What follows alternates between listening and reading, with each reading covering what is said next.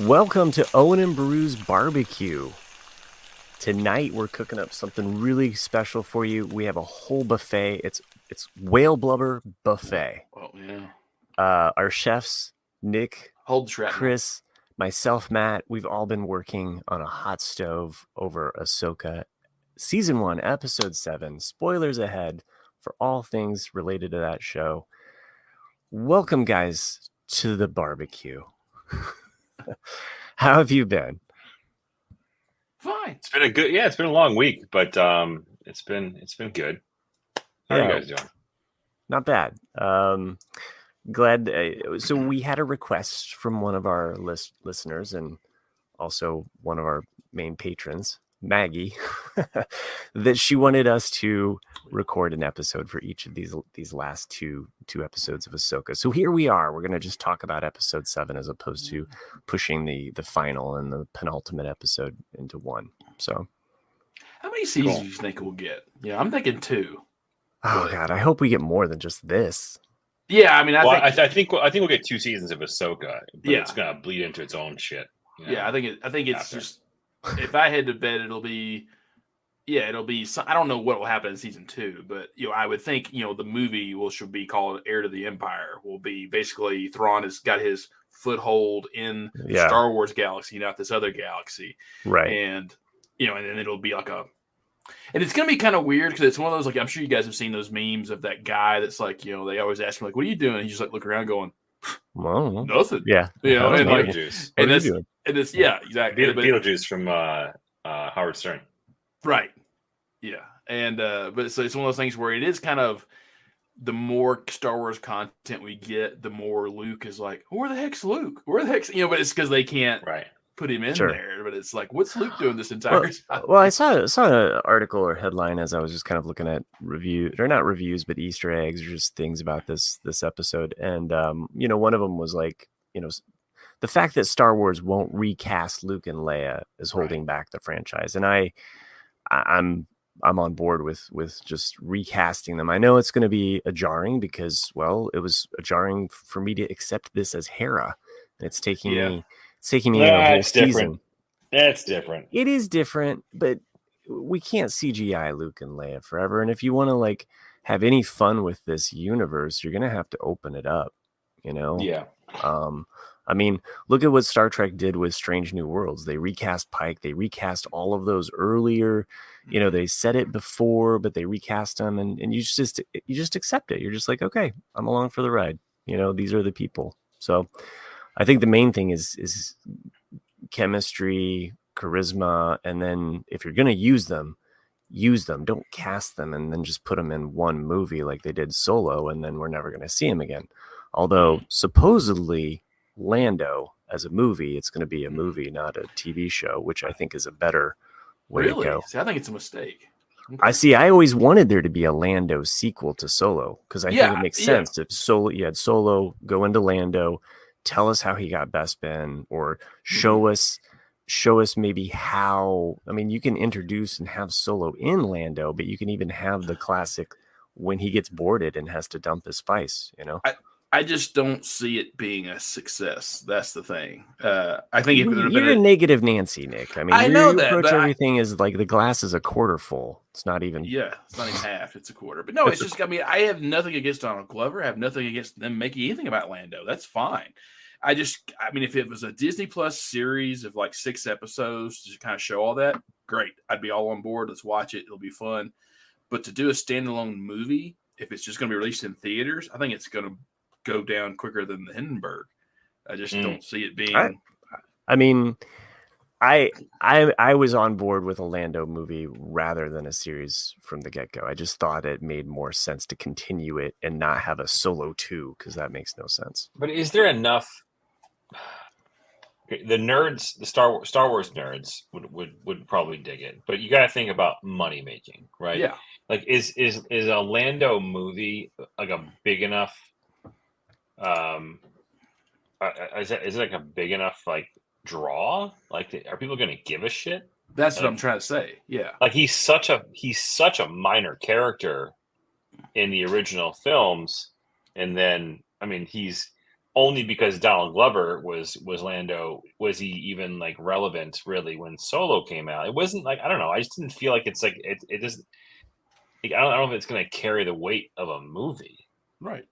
I mean, well, I guess we're gonna see, because we only have the idea now. We don't have anything. We don't have a trailer. Yeah. We don't have a plot synopsis. But The rumor that I, of course, you never know. It could be just fanboys on the internet. You have no Sure. idea about those things. I take it with a grain of salt. Yeah, is the fact that it was supposed to be a series, but without Donald Glover, and apparently he has some control over it.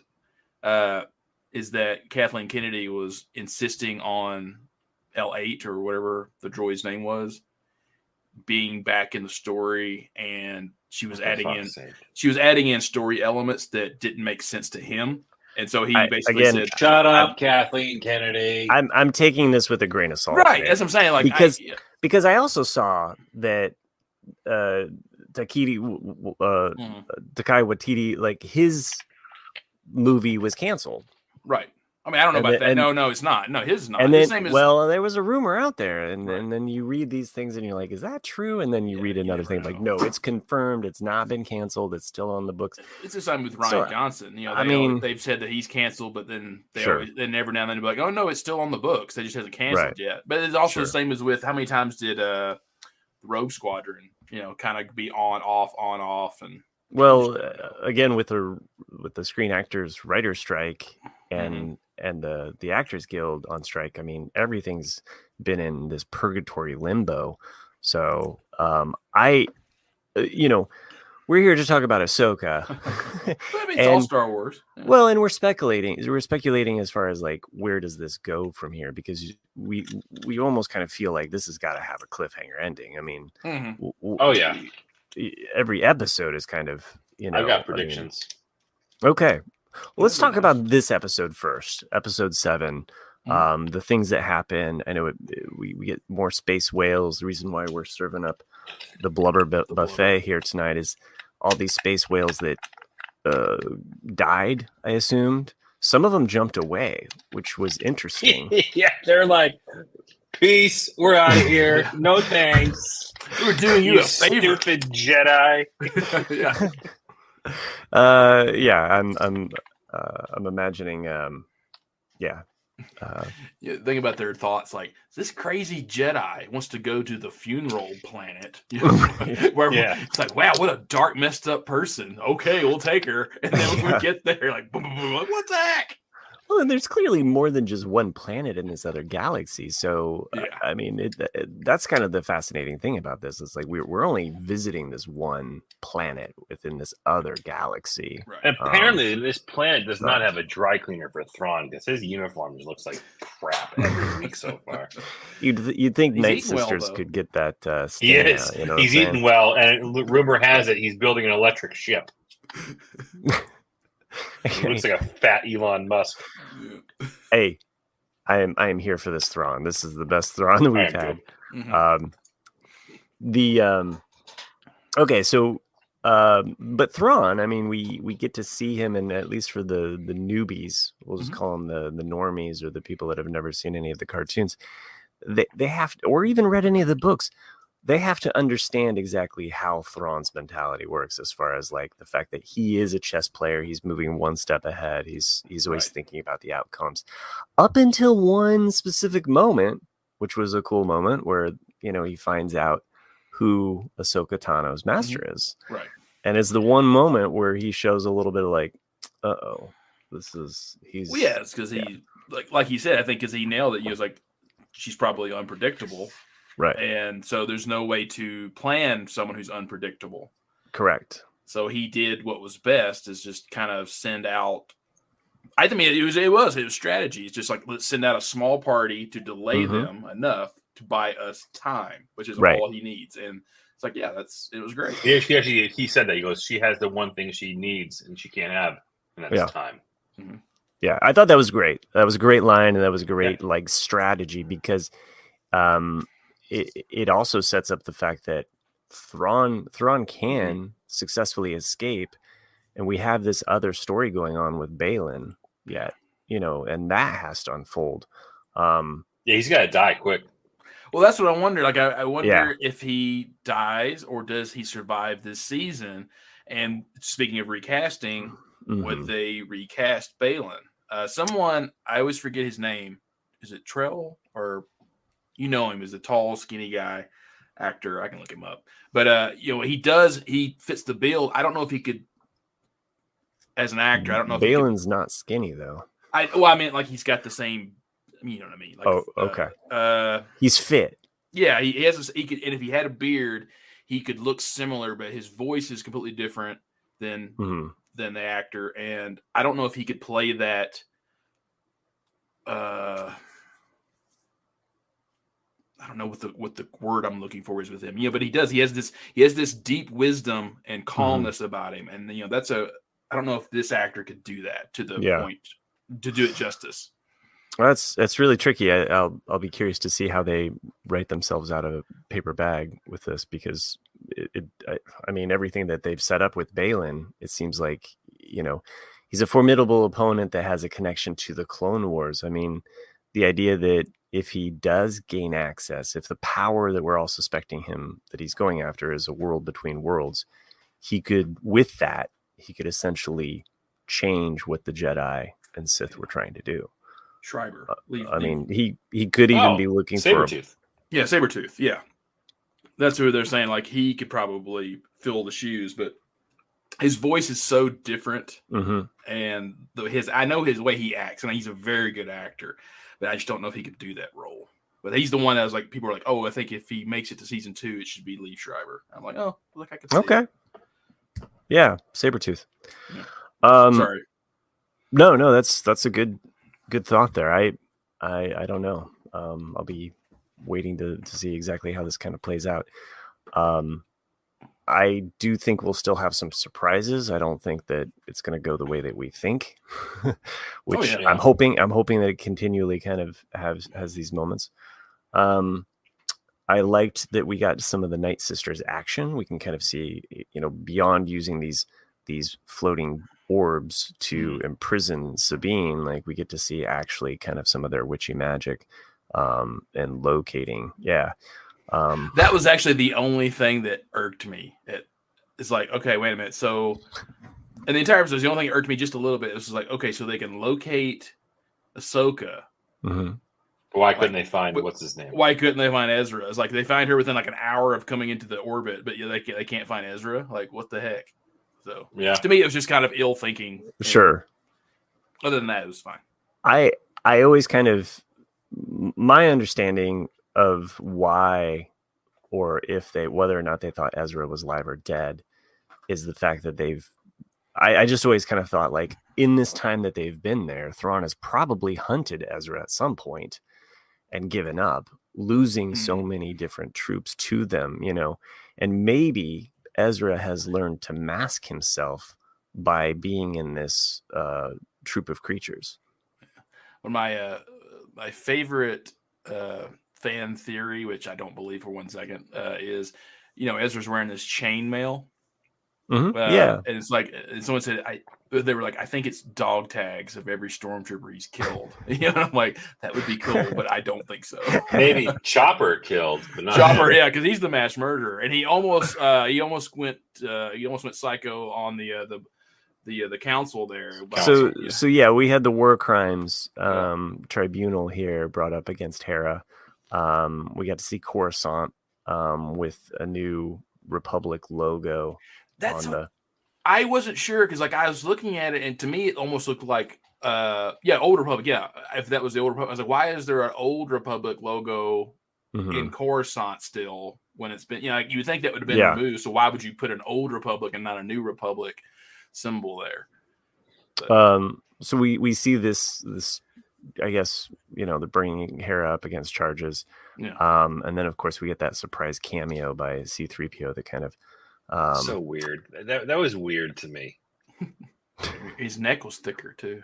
Yeah, and it was clearly like an actor with a black suit underneath. Like that. Yeah, that was really odd. Well, it was Anthony Daniels. Was it Anthony? Okay. Yeah. Was it That's what I heard. I didn't think It that somebody probably else was. I played him. know that he put that in his contract back forever ago. Is that he always has first rights to that character. Yeah. He must be offered any role as long if it involves C-3PO. And What's interesting, my wife, the casual Star Wars fan amongst everyone here, was like, C-3PO looks weird. That was the first thing he did she look said. weird, yeah. So, not only did he look weird, I mean, because it was clearly like, much more body underneath a suit of metal. Well, we all gained a little bit of weight. But like, why? It didn't make any sense. Like, he also kind of stood like this. Yeah, but like, why did he even? He's a protocol droid. He was sent by Senator Organa. Like, I guess that's the only way that they're going to have to deal with Leia. I guess is just using C-3PO as a puppet. Yeah, it seemed like that was, to me, that felt forced. Like they're like, hey, let me shove this piece of Star Wars nostalgia down your throat. Yeah. He's your emissary for. I will say this. I will say this about like a lot of the New Republic stuff and a lot of the stuff surrounding kind of we'll say the civilization portion of Star Wars so far. Aside the stuff that we've been on these other worlds, but New Republic stuff in general, it's too clean. It feels too. Yeah. It doesn't feel lived in at all. Star Trek episodes from the Next Generation era feel more lived in than this. And trust me, I just finished watching Voyager, so I think that's the whole point, though. Indoctrinated with a lot of Star Trek. Because that was my complaint the first time we see the New Republic ships, come in. It's like their uniforms are this pristine blue and very clean. But I didn't mind it. I didn't mind it on the ships, but like on the worlds, I just feel like there's a little bit more grime and a little bit more lived in that we're just still not getting, you know. But maybe that is it. All New Republic stuff is just too shiny and too clean. So I mean, even in the other one, Book of Boba Fett. Nope. No. Mandalorian. Andor. Nope. Yes. Andor. Even Andor's like settings felt lived in. Like of course. Like that felt like, okay, this is cool. This is kind of like a future, like, Now, if they could do the Lando movie in the style like Andor, so still wouldn't give a shit. Still be it'd be the same timeline. So yeah, right. But sense. I mean, but like, I'm saying that like if you could do it in a way that is grittier and lived in and doesn't kind of, I don't know. I think there's merit there for. Yeah.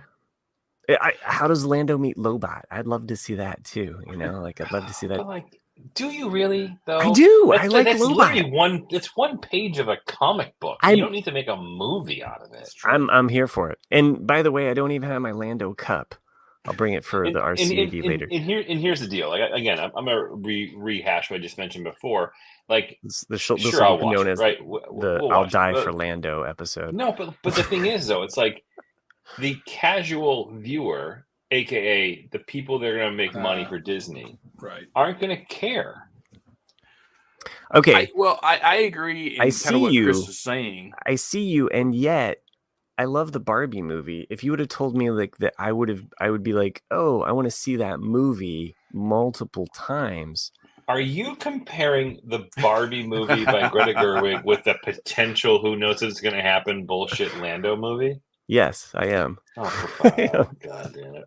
I mean, when it comes to minor characters, I think it's one of the reasons why I think Chris and I like or probably Matt too, like the no, I'm on my own books. I like those. I like those from those certain point of view books because it's just one chapter, right? Telling you a little bit about this minor character, and I like that. But then it's things like the Book of Boba Fett. Sometimes I just like the mystery, and I don't need to know the backstory of a character. I don't need to know the motivation of the character. I don't want to see a redemption arc. I just want them to be what it is in my head. And so I loved the book, the Timothy Zahn book, Scoundrels. Like I really enjoyed that book, and I've read a lot of different Zahn stuff, and sometimes it gets sometimes he doesn't capture my imagination. But that book, because it was simply put a heist movie involving Lando and Han Solo and Chewbacca, and it's a heist movie, and it plays out like that, it works. And I think that there is, you know, I mean, we had that with Andor. We had that heist kind of aspect to it. I don't know. I think there's, you know, whether or not is it going to pull in, you know, big, you know, viewers. I mean, who thought Iron Man was going to do that? But it did. You know, Nobody did. Nobody did, right? Nobody thought Iron Man would pull in like viewers because it was he wasn't seen. He wasn't seen as a main character. So I think Jon Favreau, to his, I wouldn't call it genius, but to his strategy of getting into these worlds, you look at what he's done with, he did that with Iron Man. Instead of going for like one of the top Marvel characters, he went, oh, let's pick this Iron Man. No one cares about Iron Man. Let's make a movie. Let's see how it works out. And it was a hit, and that really kicked off the MCU. I think it again with the Mandalorian. But maybe is he just obsessed with men in suits though? I mean, I've definitely heard that too. Is like, you know, some of the you know, let him take on Robotech then, you know, like, because that's been in development hell forever. Anyway, back to this episode of Ahsoka though. We're getting derailed by our own Lando diatribes. We have a couple key things here. Ahsoka is arriving, right? We see the inside of the starship, inside the whale, basically the escape. Her hiding in the whale bone kind of debris field. Thrawn finding her and flushing her out, basically. But we also see that kind of side of him where he's calculating, and he's like, okay, let's pull back here, and just, you know, like, he doesn't keep pushing to lose resources. After that, we see the whole, basically the caravan of courage here. You kind of fast forwarding, man.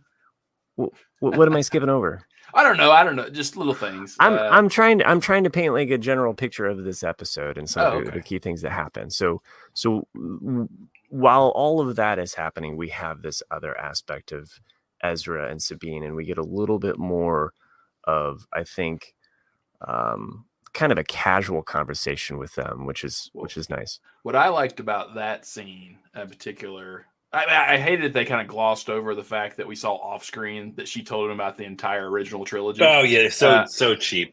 Yeah, but it had to be done. But I also like that in somewhat way, Ezra in this episode is the voice of the audience, the diehard fans, because she's like, oh, Ahsoka took me on as her apprentice. He's like, why? Really? Why? Yeah, you know? Yeah. And then her expression of like, she's F pissed. You know? Yeah. Well, there was also this weird moment, like, he says, like, hey, did you sleep good? Right? Like, so we know that there's been some time. I know. I'm just saying, read between the lines. Oh, like, even in the previous episode when the witches go, like, she reeks of Jedi. If you look at her facial expression, she's like, oh, like they know. Excuse me, did I just? But we also have this great moment though while she's in this caravan though, which, you know, she connects with Ahsoka. Ahsoka reaches out to her. Ahsoka meditates. Oh, I forgot the training bit. I skipped right, it. That's why I was skipping over it quite a bit. Yeah. Well, I don't have a recap written out here. You know, I'm just thinking about like there's a lot of parallels between that and yeah, I mean, there's a lot of neat stuff. Like, okay, so we can keep going that, and I'll. Which you didn't want to know about the odds. Go ahead. I mean, as in parallels, things that I found that were interesting. It's kind of like even going back to Hera's trial. I liked how the same, almost not verbatim, but the same kind of course, you know, in our minds, he's clearly an Empire sympathizer, right? But he's basically saying the same thing that the Empire said in Rebels and in Andor, of like, there's no evidence of a rebel cell working together. You know, it's all this denial of our supremacy that comes back and bites them in the butt. Yeah, no, that you're right. There is a a parallel there of like how it's like, oh, we won, so we don't have to worry about that. Yeah. And then his planet's about to get destroyed. Yeah. Idiot. And then That's true. Right. That's true. And And then it's- that. Oh, sorry. Oh no, I just was gonna say it's funny because we hate him so much, and then his son is on the least popular Star Wars like show to come out of. I mean, come on. Anyway, go ahead, Nick. You were gonna say something. Yeah, and then in the debris field, it says we're gonna get pulverized if we stay out here much longer, which is Leia's line from Empire. There's a lot of because and Hu Yang was gonna tell him the odds of survival. And she's like, I don't want to hear the odds. Yeah, they're astronomical. Yeah, like it's the same. Yeah, there's a lot of cool things. And even the reaching out, like Luke reaching out to Leia, with the Force. It's all rhymes together, as George Lucas once said. Yeah, no, there's.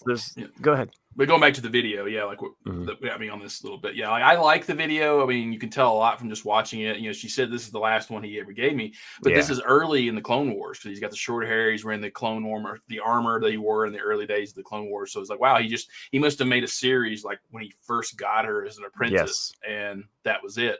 But what I really like about this, and you have to kind of be paying attention, is that this is probably the first time she's watched these videos in a very long time, because she was watching them with Ezra when before she knew that Anakin became Vader, and you can tell that there's, aside from her just being Ahsoka the White, you can tell that in the scene where she's fighting Baylan when she supposedly dies.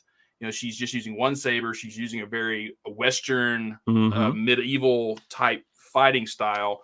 Whereas when she fights him this time, she's doing back to the Form 6 with both sabers, and it's her old style that we know her norm to use. And so I found that to be very interesting. And whereas also in the first fight where she lost, she's using her emotion. She force chokes Shin. She's off balance. And then in this one, she's back to being more of a Jedi. So there's a lot of things in here that are not said. They're not said. They're expecting you to catch these visual cues to pick up on this stuff. And I like I said, I always like it when the writers do things like that, just to kind of be like, I have faith that you'll figure this out. and that aspect of like, I think you're right in that assumption that she probably hasn't watched these videos, because after she does have her world between worlds moment and she's able to kind of commune with Anakin, she's now at peace with him. Yeah. Before that, it's like a sliver festering inside her heart. It's like this wound that will never heal. So, so speaking of wounds that won't heal, there's no one watching this because this is just an audio only. But I've been popping up these little Lego figurines of like Ahsoka, right? Of an X-wing. I got an X-wing here, like a smaller one. And like a Mos Eisley scene and everything, and I realized that they're sitting in here in a big gallon Ziploc bag next to my desk, and I was like, "Wait, what the?" It hit me. Like, these are the ones that my daughter made, and she had them on display in her room on her shelves, and she's clearly dissociated herself from Star Wars at this point because she doesn't want it on her shelves because she's an 11-year-old girl who is going through crazy shit, right? But like, I just saw it down, just sitting here. I got Grogu, I got Mos Eisley, I've got nope, not that stuff, Dad. Not anymore. Got Mando in there, and I'm just like, oh, you never know. You never know. But very apropos with the Ahsoka big head. It blows my mind though, people that you meet and like what phases they go through, and like there's a time where they do love it, and then they'll kind of get away from it, and then they'll come back to it. I walked into a young woman's home a couple of months ago, visiting a friend. It was her roommate. And thank you for the clarification. Yes, sorry. No, I just like walking in random people's homes, taking pictures. Yeah, it's like, okay, I've got you now. But trying on their clothes. Yeah, you never know. Anyway, but she was a Halo fan.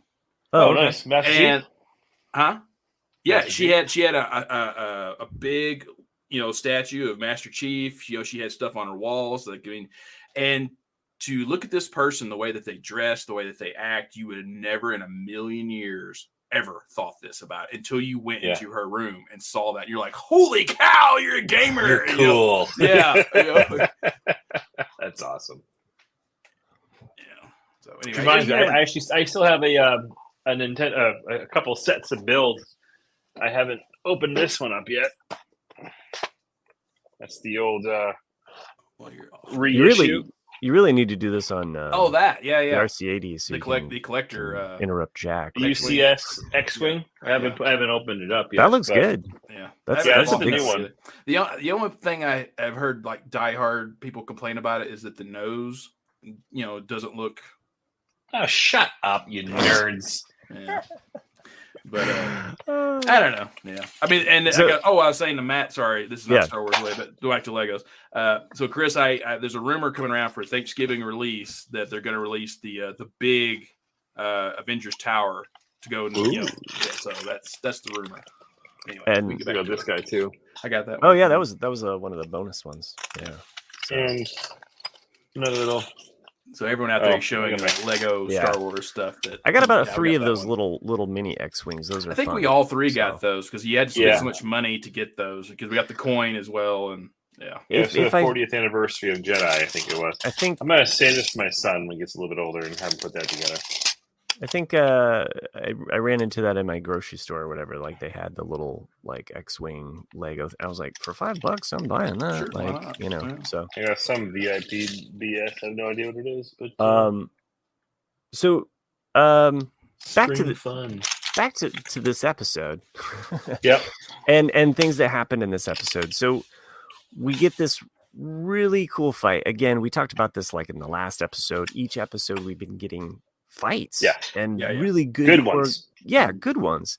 In fact, we see how now Ahsoka, with her training and the fact that she's gone back to this form, that she can take on Baylan and that she is more centered, as Nick pointed out, and we even get classic Ahsoka jumping out of the starfighter into Well, hold battle. on a second. Actually, hang on. Before we even get to this fight, right, we have to back up and talk about the Sabine / what's his name? Ezra fight. When he was like, nah, dude, I don't need no saber. Right. Let's go. Like Kung Fu style. The logical part, but the Star Wars part of your brain wants to go like, oh, he's like Yoda. The ally, the Force is my ally, and I could do this. But then I also thought, well, if she gives him the saber, then it really gives her nothing to do in the scene. So it's like they have to. I still think this is about Sabine. There's Sabine's story about her becoming, a Jedi. So there is this aspect to this whole series is that Ahsoka now has a Padawan. We are to understand that Sabine is her Padawan. They are all reunited, and we've seen Sabine make little tiny steps. She moved the rock when she was in the prison. And then in this one, she has that commune moment. So they're little tiny like little like nudges, and so we're seeing that development as so I think we're going to see Ezra make a new lightsaber. Oh yeah, probably. Yeah. And there's a crazy crackpot theory that I read somewhere, and I was like, ooh, maybe. Because if you look at Baylan's his belt. He's got the green crystal. It looks like he's got his old school green crystal on that belt that could be repurposed for one Ezra Bridger, potentially. That would be cool. I was really secretly hoping that he would just like pull out a purple lightsaber, like he had found just like somewhere, just like, oh, I made this while I was here, Yeah. But it's made out of a turtle shell. Love seeing him use the hand push on the saber. That's what I was about to say. Yeah, I'm sure you guys caught it. Awesome. It actually moved the blade. I was like, that's cool. Beautiful. Love that. We also got to see the Empire and those scout ships. We had seen them so much in Rebels in the last couple seasons. Yes, the gunships. Yeah, I'd never seen them in live action. LAATs. Yeah. Very, very cool. All right, and then we had Ahsoka jump in and literally drop in on a fight, right? Okay, we also had the moment too. Don't want to miss this beat, but Baylan is basically like, "Shin be gone." That's something I kind of want to talk about too. I have no thoughts on it really. I thought that was interesting. He just could. Well, there's a couple of actually I do have a couple thoughts on it. Okay. I thought it was like a trial that he was setting up for her. See, I didn't. I think he, like a lot of masters and apprentices, you can kind of sense, the turmoil that's within people, especially that connection. Same as with Sabine and Ahsoka being able to communicate, even though they're questioned if they had that strong of a bond. He has a bond clearly with his apprentice as well, but he's not a Jedi and he's not a Sith. And so instead of being a physical punishment as a Sith would be, or talking about the Jedi Order and the code and the tradition, the way Obi-Wan would do with Anakin, he lets her walk the path of the Force that she is wanting from herself, which she's wanting power. She's going more Sith than he is. And so I felt that's what he meant, is like, your path is, or to use Obi-Wan from A New Hope's line, your path is on your destiny is on a different path than mine. Yeah. And so I was like, that's interesting. I was like, and so I kind of was curious where this is going as well. Right. I assume that she's going to run back to Thrawn and then that'll be it, but I don't know. Yeah, I mean, that would be if I guess he's trying to gain access to I don't know. I mean, we could all be surprised and then that's not even played out, like which I'd be fine for. I'm here for whatever happens and how it unfolds. But I do want something to happen with I want to know what powers he's searching for. So there was, in the World Between Worlds episode of Rebels, we see a gate that some fans are speculating is the gate that leads to this planet. Like in World Between Worlds, we see the gate portal that he comes into. That's the Lothal gate. We see the what is that? The Sith planet, because it's got a almost like a triangle shaped gate. Malachor. Malachor is where they're at. That's where Ahsoka's at. That's where he pulls her through. He pulls her through from Malachor. Yeah. So Malachor had a port. Malachor had an entry point. Then we see the Emperor using another portal. And then we see another gate over to the side that is not accessed or used. It's just like something that is seen. That's what, so I had read that and I hadn't put much thought into it until you just said it, is that's what they were thinking with Ahsoka when she went to the World Between Worlds. She didn't really die. It's just that because you had this temple built there, by the witches of Dathomir, that it probably had just fallen off or something had into the water. And so when she fell, she just went through the portal. Correct. And I was like, oh, that makes sense now. Or Anakin pulled her out. Or Anakin, yeah, that's true. So, or if Anakin is the father, he pulled her out. Either way, I took it to mean that there was a gate there, was pulled in. But could that gate be to this other planet? And could the sisters have access to it? Who knows? So here's where my crazy crackpot theory comes into play. Now, this is a long shot, but I think it could potentially happen, right? So who are the people that know how to get to this planet? Which planet? How do we know how to get there? The Night Sisters. The Night Sisters, right. What's her name? Sherry O'Terra looking like. Yeah, Morgan. Morgan, right? So she's the one who had the secrets of how to get there, right? Because she's part of the the Night Sisters, whatever. Now, the Night Sisters were pretty much eradicated by Grievous, I believe. Yes, and Count Dooku. Yeah. Now there's a video game. I was hoping you'd get to this. Jedi, whatever the Jedi game is. Fallen Order. Fallen Order. Where you're introduced to a Night Sister that is definitely leans heavily towards the Jedi. Because she was betrayed by a Jedi Master that landed on Dathomir following the Order 66. He was trying to find how to use the magic of Night Sisters and such, blah, blah, blah. But she ends up joining Cal Kestis, who's Kestis, who's the main character of those Jedi Fallen Order and those video games. And she's part of his crew. This is the way you can introduce that to the big screen, right? Because you could easily find a way to connect. I think her name is Marin, actually, the Night Sister Marin. who could potentially be the bridge in between those two worlds and bring those two worlds, both the video game world and the Star Wars world, together. Like she could be the person who brings. I didn't know that this is where you were going with this. But another connection to Fallen Order that I was reading about, because I haven't played the game, but there is a species, this Zepho species. Yeah, there's been lots of references to them in this. Yeah, series. and so someone broke down the text. Yeah. In one of the temples that mentions the Zepho. So the temple that's behind them. Yeah. Right. So this is some whether it's just some background dressing, but if you're gonna put that there, it feels like maybe there is a connection to the Fallen Order, and that would be a really cool way to introduce another character at the very end of this series. Mm-hmm. I mean, we could still have another surprise, like, oh, here's I don't know. If we're gonna get a surprise when it comes to Night Sisters and Dathomir people, I want it to be Ventress. Right. And who was mentioned. She was mentioned. Yes, exactly. And this is Anakin. This is the first time she's been mentioned in live action. Mm-hmm. Correct? Mm-hmm.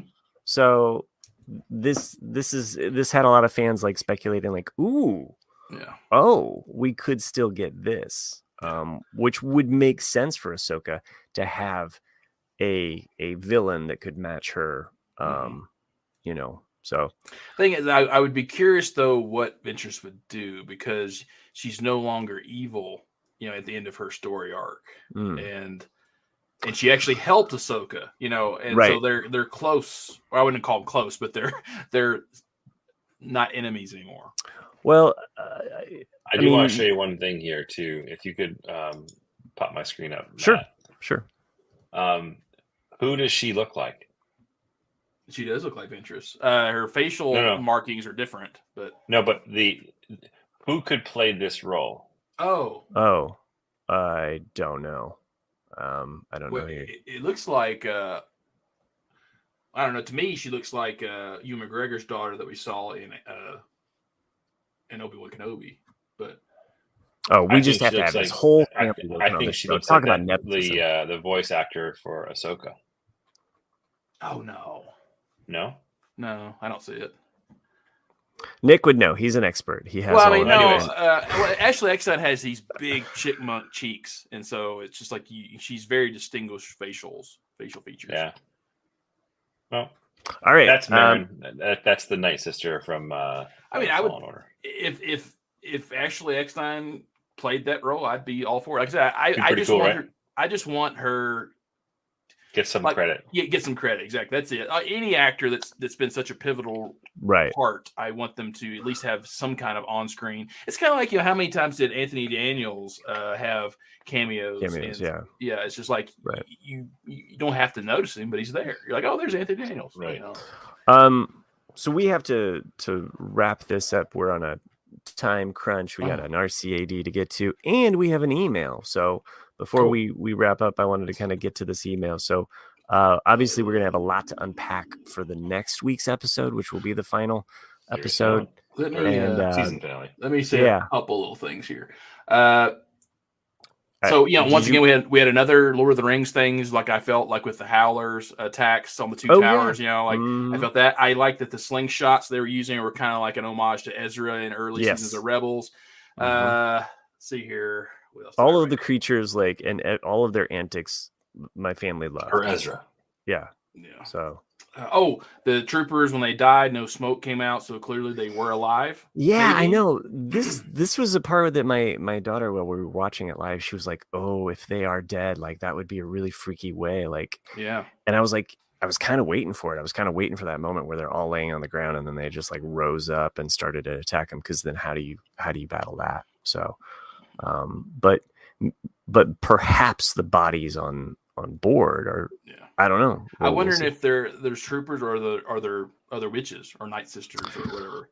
Well, they're called Night Troopers and there's Night Sisters. Right. So and if you have the closed caption on at some point too, it says Night Trooper, as one of them's talking or screaming or something like that. So so that's official.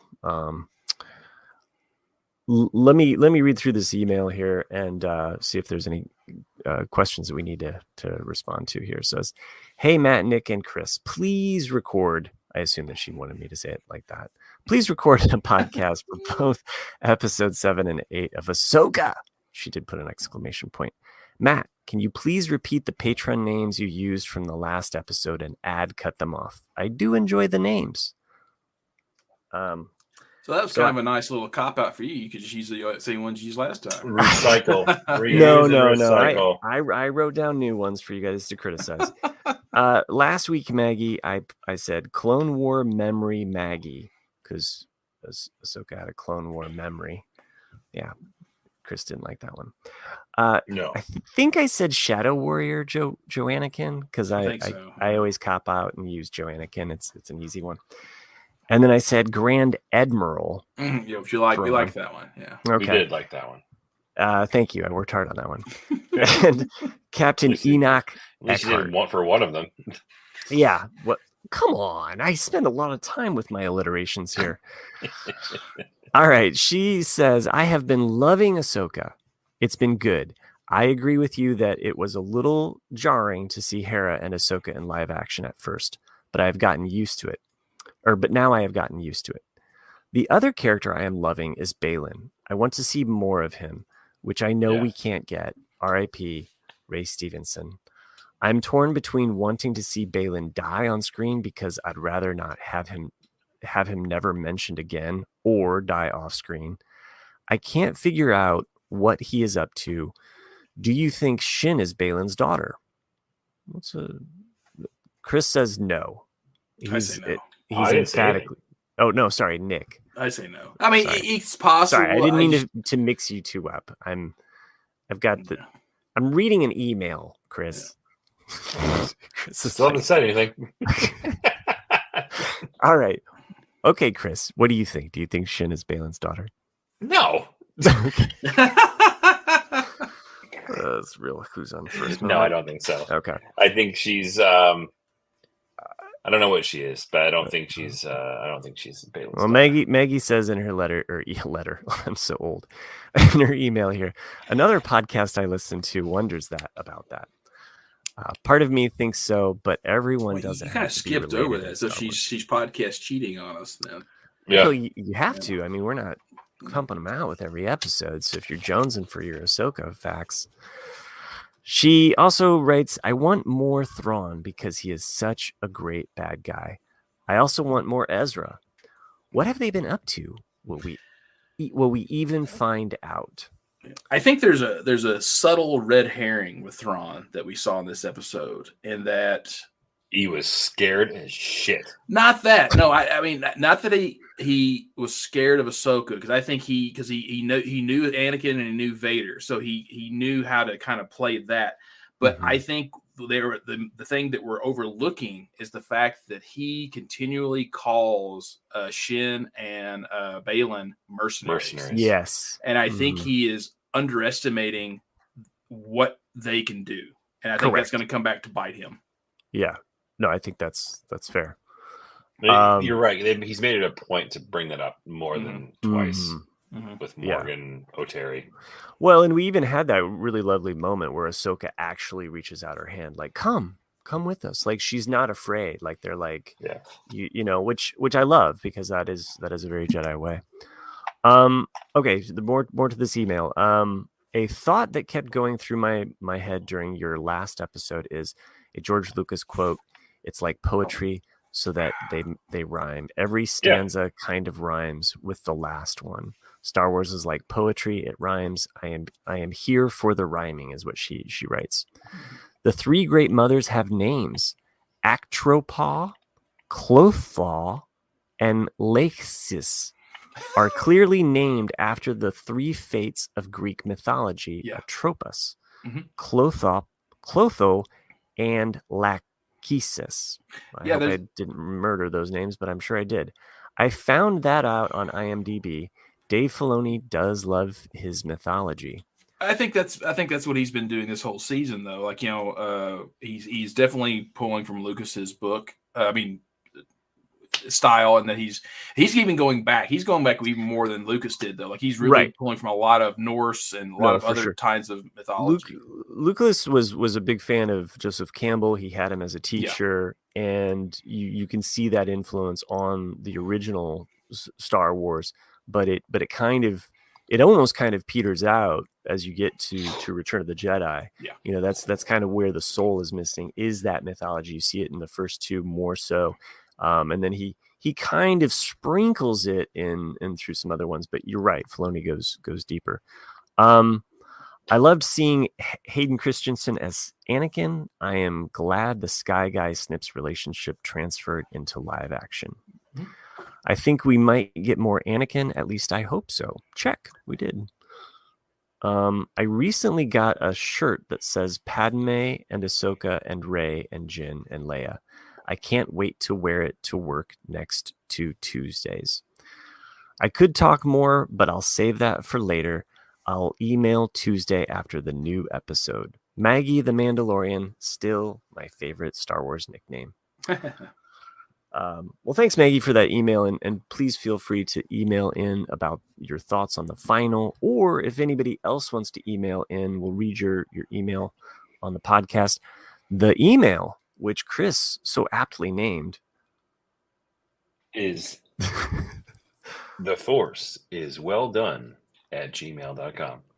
Send us your feedback. And if you want to become a patron, go to jandjack.com, become a patron. There's a couple patrons that make this show possible. A lot, actually. But 4 that we name at the end, I try to come up with fun names. These guys bust my chops. These are it.